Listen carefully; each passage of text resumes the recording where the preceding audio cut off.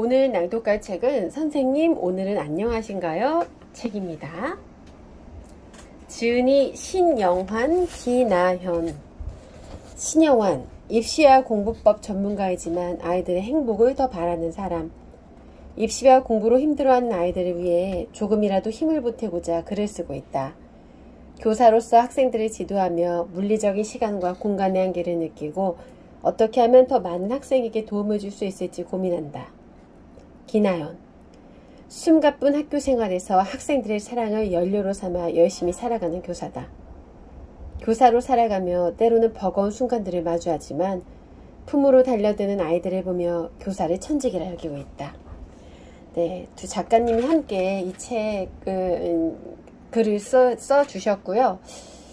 목차 소개를 좀 한번 해보도록 하겠습니다. 1장, 등교가 아닌 출근으로 온 학교. 2장, 3, 4년차 이제 진짜 시작이다. 3장, 알고 보면 선생님도 사람입니다. 4장, 나만의 무대에 선 교사들. 네, 이렇게 나누어져 있는데요. 제가 가장 기억에 남는 부분은요. 3장, 알고 보면 선생님도 사람입니다. 이 부분입니다. 낭독해 볼게요. 알고 보면 선생님도 사람입니다. 학생에게 욕을 들었을 때, 기나연, 나에게는 아픈 손가락 같은 학생이 있었다. 2년 연속 담임반에서 만난 민주라는 아이다. 민주는 언행이 거칠어 자주 지도받는 학생이었다. 수업 중에 선생님들께 버릇없는 모습을 보이거나 친구와 싸우면 교실에서 냅다 의자를 던지기도 해서 교무실로 불려오곤 했다. 지도받다가도 기분이 상하면 교무실 문을 박차고 뛰쳐나가고 싫은 얘기를 조금이라도 들으면 매서운 눈으로 나를 노려보던 아이였다. 다듬어지지 않는 아이의 모습에 상처받고 눈물 흘린 적도 있었다. 잦은 사고에 나와 투닥거리는 일도 많았다. 그런데도 그 아이가 밉지 않았다. 기분이 좋으면 나를 강아지처럼 따랐고 흥분했다가도 화난 감정을 가라앉히고 대화하면 속내만큼은 따뜻한 아이라고 여겨졌다. 쌤 사랑해요 하고 내 폼으로 팔고들던 아이다. 주변 선생님들이 힘들지 않냐고 걱정하며 물어셨을 때 그래도 저는 민주가 참 예쁘고 마음이 쓰여라고 답할 수 있었다. 워낙 힘든 순간들이 많았던지라 또 한 번 담임이 된 걸 알았을 때는 솔직히 아차 싶었다. 쉽지만은 않은 1년이 더 그려졌기 때문이었을까? 그런데 한편으로는 다행이라는 마음이었다. 그래도 다른 선생님들보다는 내가 민주를 더 잘 지도할 수 있을 거라는 헛된 기대를 품었다.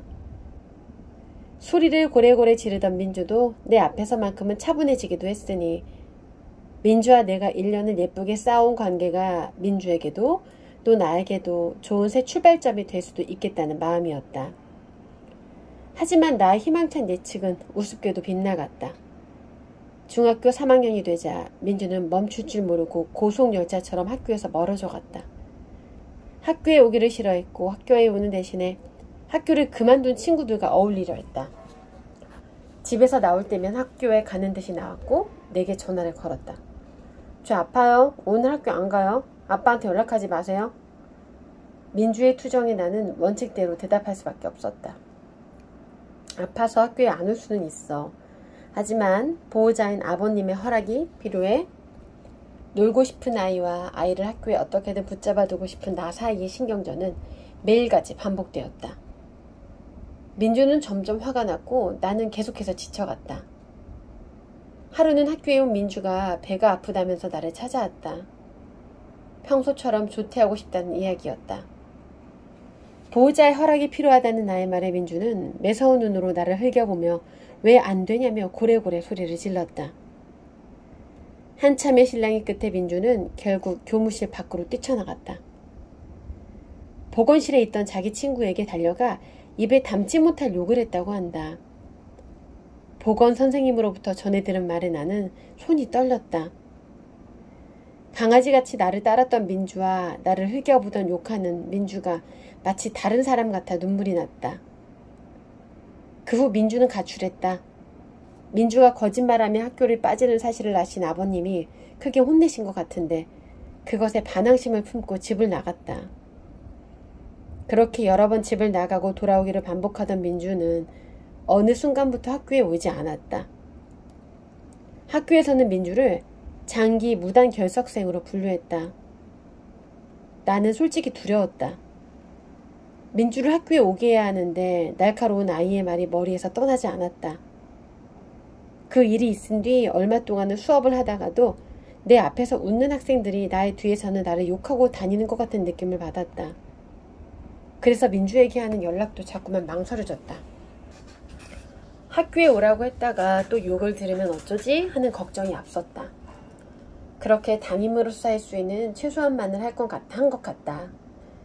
민주의 결석 일수는 하루하루 쌓여가고 법정 출석 일수를 채우지 못한 민주는 결국 유해 처리가 되고 말았다. 아직도 민주의 이야기를 하는 건 나에게 가슴 아픈 일이다. 너무 사랑했던 학생에게 욕을 들었다는 것도, 교사로서 내가 해야 할 책무를 다 해내지 못했다는 것도 계속해서 나를 아프게 한다. 그때 다르게 대처했더라면 어땠을까? 한 후에는 내가 교직에 몸담은 데는 나를 괴롭힐지도 모르겠다. 교사들도 결국 사람이다. 상처받는 것은 어찌 보면 당연한 일일지도 모른다. 왜 이런 욕까지 들어야 하는지 참 서럽고 속상할 수 있다. 그래도 이런 상처들을 툭툭 털어내었으면 한다. 분명한 건 상처를 아물게 해주는 일도 결국 학교에서 생기니 말이다.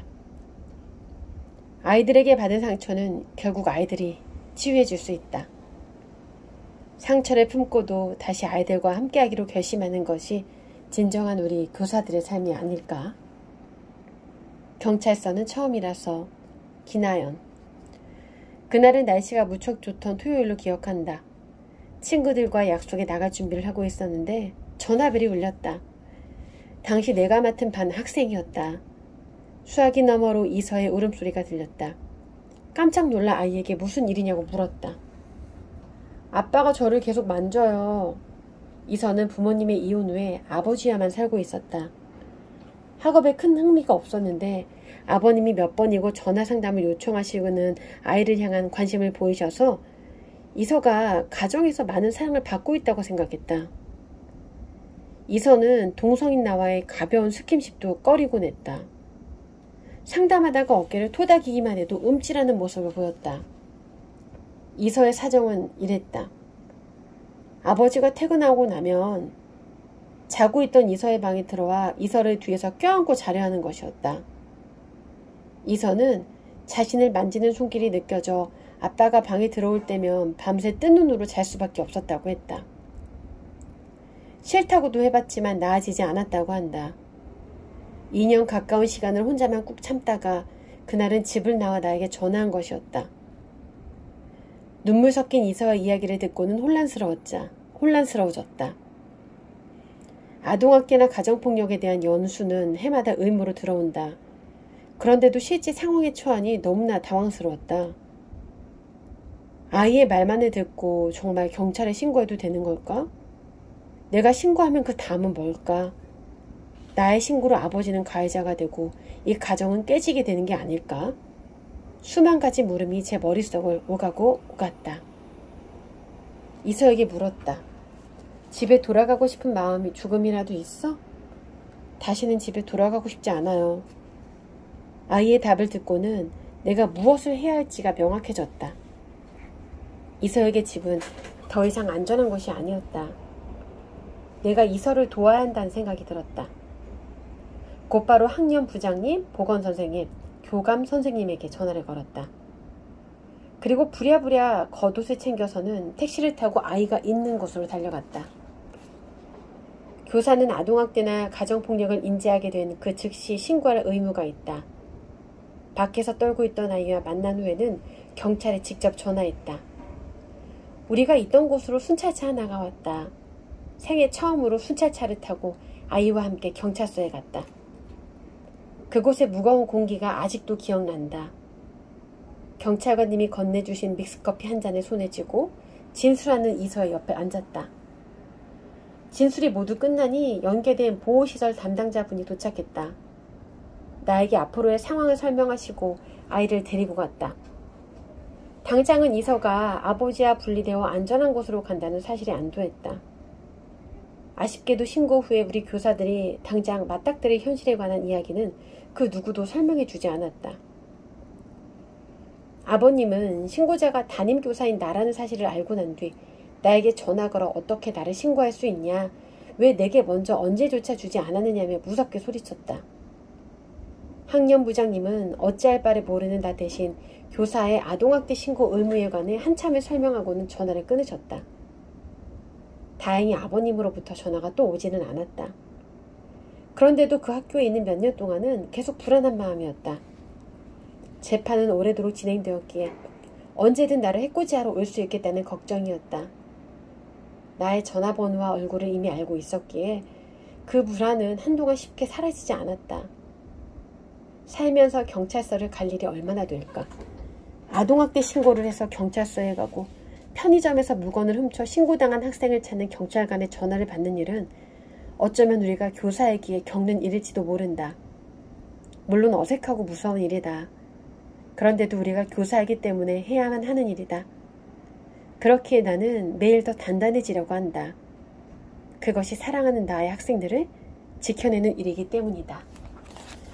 오늘은 선생님 오늘은 안녕하신가요? 라는 책을 낭독을 해봤는데요. 출판사에서 책을 보내주셨습니다.